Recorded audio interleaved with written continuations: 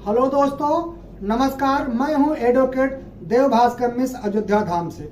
दोस्तों, आपका हमारे चैनल लाभ विथ भास्कर में बहुत बहुत बहुत स्वागत है। दोस्तों, आज हम सभी भारतवासी के मौलिक अधिकारों पर चर्चा करने का प्रयास करते हैं। भारतीय संविधान में हमको कौन कौन से मौलिक अधिकार प्राप्त किए गए हैं, इसी पर प्रकाश डालने की कोशिश करते हैं। सर्वप्रथम हम ये समझने का प्रयास करते हैं कि मौलिक अधिकार कहते किसे हैं। मेरे मित्र, वे अधिकार जो व्यक्ति के जीवन के लिए मौलिक तथा अनिवार्य होने के कारण संविधान द्वारा नागरिकों को प्रदान किए जाते हैं, जिन अधिकारों में राज्य सरकारों का भी कोई हस्तक्षेप नहीं होता है, उन्हें हम मौलिक अधिकार कहते हैं। मौलिक अधिकारों को भारतीय संविधान के अनुच्छेद 14 से 18 में सर्वप्रथम समानता का अधिकार दिया गया है। समानता का अधिकार वो अधिकार है जिसमें कानून के समक्ष समानता धर्म, वंश, जाति, लिंग, जन्म स्थान के आधार पर भेदभाव निषेध है। रोजगार के संबंध में समान अवसर शामिल है। दूसरा अधिकार भारतीय अनुच्छेद की धारा 19 से 22 प्रदान करती है स्वतंत्रता का अधिकार। जमा होने, संघ या यूनियन बनाने, आने जाने, निवास करने और कोई भी जीविकोपार्जन एवं व्यवसाय करने की स्वतंत्रता को ही स्वतंत्रता का अधिकार कहा जाता है।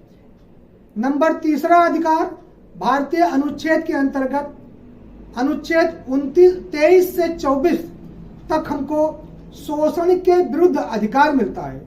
इसमें हमसे कोई बेगार, बाल श्रम और मनुष्यों के व्यापार को निषेध किया गया है।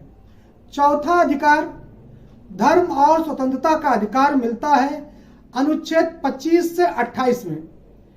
किसी भी धर्म का अनुयायी बनना, उस पर विश्वास रखना, धर्म का प्रचार करना धार्मिक स्वतंत्रता के अधिकार में शामिल है।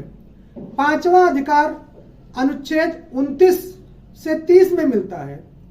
इसमें संस्कृति और शिक्षा का अधिकार मिलता है।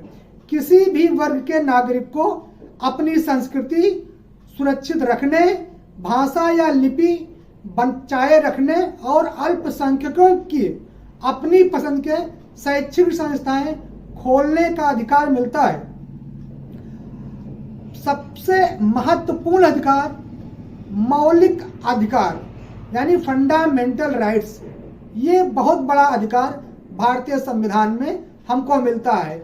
मेरे मित्र, इसकी अनुच्छेद 32 में विस्तृत व्याख्या की गई है। संवैधानिक उपचार का अधिकार यानी फंडामेंटल राइट्स। आइए 2 मिनट में जानने का प्रयास करते हैं कि भारतीय संविधान कहां से लिया गया है। भारतीय संविधान संयुक्त राज्य अमेरिका के संविधान से लिया गया है।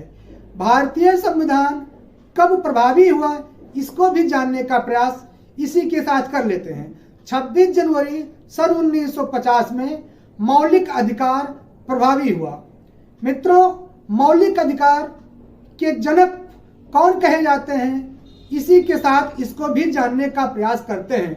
डॉक्टर BR अम्बेडकर मौलिक अधिकारों के जनक कहे जाते हैं। संविधान में स्पष्ट रूप से शामिल मौलिक अधिकारों की एक विशिष्ट गारंटी डॉक्टर भीमराव अंबेडकर चाहते थे।